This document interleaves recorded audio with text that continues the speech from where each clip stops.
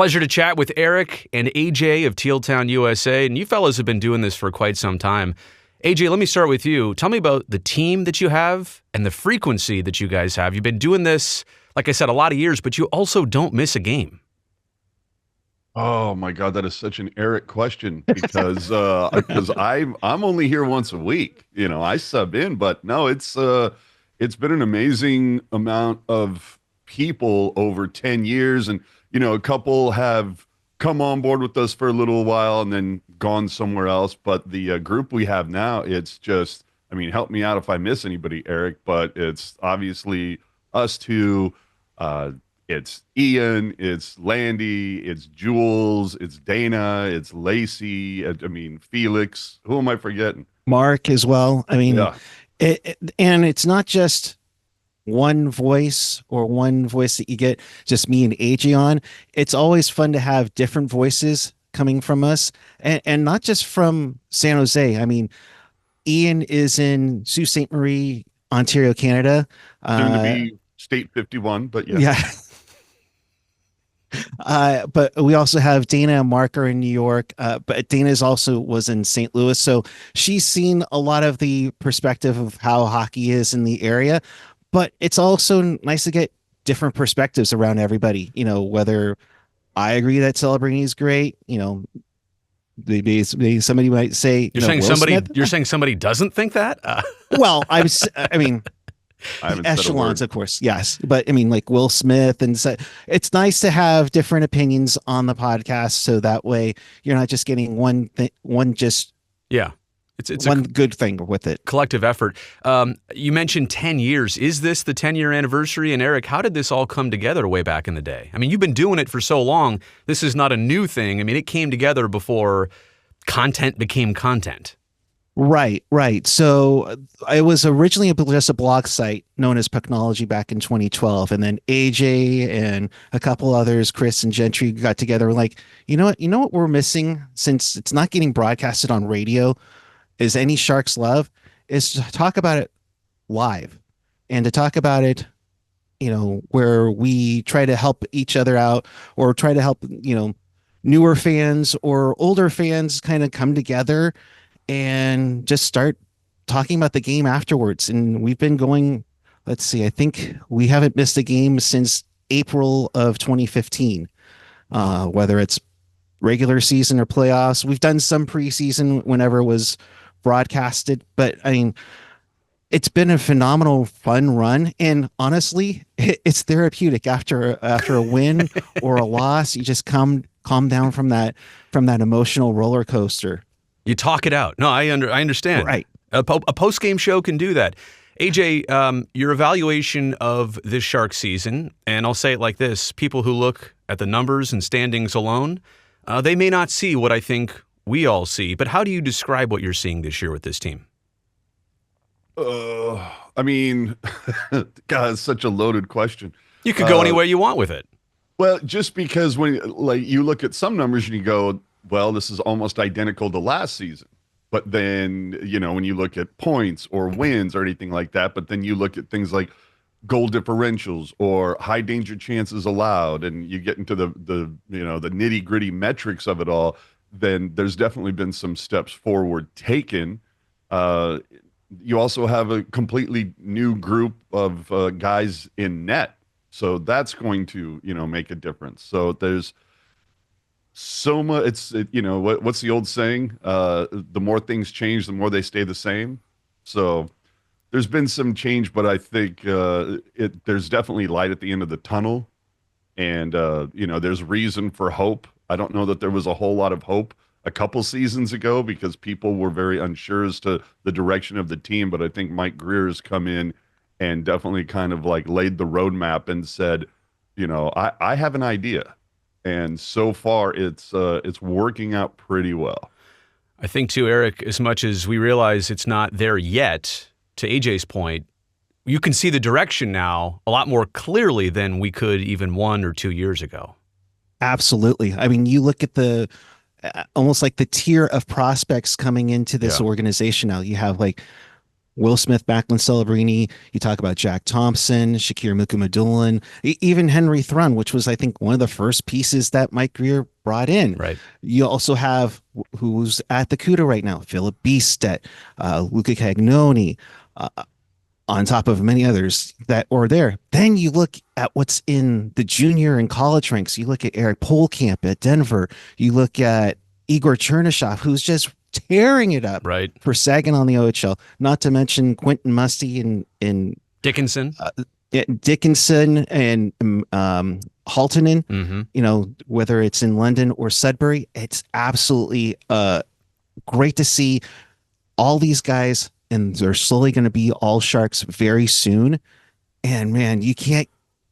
The excitement's just boiling over, if you could tell, because it's like, like, yeah, we're dealing with some pain right now, and it can be rough at times, especially after each and every game. But once you see all these guys come up, oh man, watch out. This is going to be something special to be part of. And I mean, AJ, as I mentioned, TealTown USA has been around for so long, and it feels so organic too. I have to say, of all the groups that we're talking with here, everyone has kind of a different focus, aim, and maybe purpose and reason. But you have seen this franchise from the time when it was thriving, when it was on top of the mountain. And what are you seeing in terms of like the vibes and coming back to that, and the realization for people that, we had to go through this, everybody, from a media perspective, a fan perspective, a team perspective, but now here we are. What are you starting to see like in the weeks and months and maybe next year ahead? Again, there's so many different ways to answer that. From the fan perspective, it depends on what fan you're talking to be quite honest. Some of them are very excited by all the names that Erik just listed. And then there are the casual fans that's just kind of, I'm just waiting for them to start winning again. Again, it's just that direction. But over the last 10 years, to your point, we came in and started doing this. Mm-hmm. I mean, refresh my memory, Erik, but didn't we begin this like right around the time that it was the first time the Sharks had missed the playoffs during Wilson's tenure? Mm-hmm. It was 14, 15, right. Yeah. And then the next year they go to the top of the mountain, not quite able to get over it, but get about as close as you can. And then it's just been kind of a roller coaster since that time. And granted, we're on kind of like that boring flat stretch, but the loops and the corkscrews are coming up. Well, and maybe my real point to bring up was, since you both have seen those glory days, or as far as you can get without winning it all, since you've seen that, since you know what this vibe is like, has it been easier to go through some of the harder times? Look, I think we all realize we were spoiled for contention every year, but maybe because you understand it, I guess, is kind of the thing, Erik. I mean, to consider, I've been a fan since day one and saw a lot of 129 losses in the first 2 years. You're not changing anything anyway. Never mind. It's like there's pain. I keep telling the viewers, it's like, okay, we're coming down from this rebuild lull. This is what it was like. Right. Hang in there. Right. Because you never know when that magical team a la 1994 right. will resurface on this team, and it's going to be incredible. I should have thrown a couple of years have been fine. We all remember the Remenda years.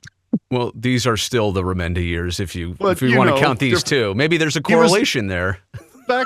See, that's the whole thing, is they still have Remenda behind the bench. Get him out of there. Technically, he's on the side of the bench, but to your point, I do understand. And actually, Erik, you bring up a good point there too, of how you got into the Sharks, and you've been around it since day one, basically. Erik, I'm sorry, AJ, how about yourself in telling me, the background of your entry, how you got into this, and when did you start? When they first came to the Cow Palace, and the franchise was opened up, it was kind of like, all right, I might be interested in this. At the time, I wasn't the biggest sports guy. Had never seen hockey at that point. You barely saw baseball on TV. There really weren't RSNs back then. Yeah. So I didn't get a lot of sports, thrown at me. And 93, 94, when they played their first season at San Jose, that's, I've been a South Bay kid all my life. So it was like, wait a minute, we finally have our own pro team. And then the season was so electric. The little upstart, the engine that could, comes along to face the big Detroit behemoth. And, there were segments on CNN. It was national news, that playoff series. And I got totally sucked into the whole vortex that you couldn't walk, a block in San Jose without seeing somebody wearing teal or wearing a Sharks jersey. So that totally sucked me in. It was just the fact where it was like, I've finally found my sport. This is the one I've been looking for. Shout out Terry Smith, by the way, who created that logo that's over Erik's left shoulder. And yeah, if you see, that's the thing. All three of us know who Terry Smith is. That's how deep we all are into this. And if you're watching and saying, who's Terry Smith? Just go ahead and search that, Terry Smith Sharks logo. You'll find it out. Last thing, I'll close it out with both of you. I just want to get any kind of thing you're looking forward to in the future. And maybe it's a prediction, maybe it's an individual, maybe it's a team in a certain year they're getting back to the playoffs. Erik, I'll start with you. If there's something just out the front window for you, what is it?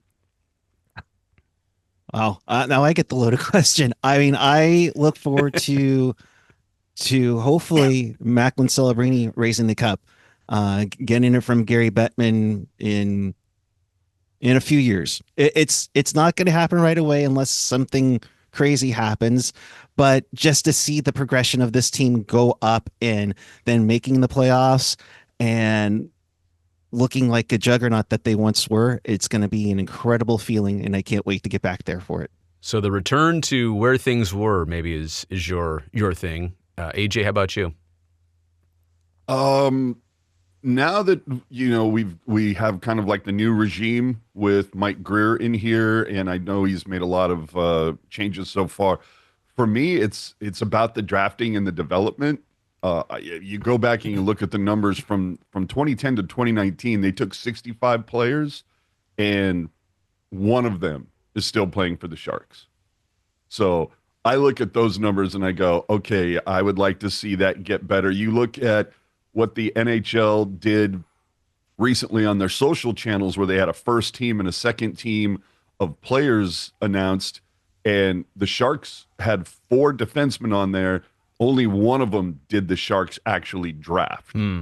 So I look forward to a defenseman for the Sharks winning the Norris that was drafted by the Sharks, that was, brought up and developed by the Sharks. That's, we know that the blue line needs some work, and I want to see that whole development go back to the 2010, 12, 14 San Francisco Giants. It's like all that infield, all that pitching came up through the system. Homegrown. They could go and rent the outfielders and whatnot. That was great. But those core key pieces, I mean, you've already got Celebrini, you've got Askarov. Like I want to see, and you guys have mentioned some of the names, whether it's a Dickinson, a Cagnoni, whoever, that's the one I'm looking forward to. Gentlemen, I appreciate this, and I know you're on pretty much every platform, because when I watch TealTown USA, it's like at the end, hey, we're on YouTube, Spotify. Erik, help me out. You do this all the time. You got a Discord server. What else? We got Discord. We're on Spotify, Apple Podcasts, YouTube, Apple Podcasts, iHeart, Odyssey. You name it, you love it. If there's one we're missing, let us know. You'll be on it soon. All right, fellas, I appreciate this, and good luck in the future. We'll talk again soon. All the best.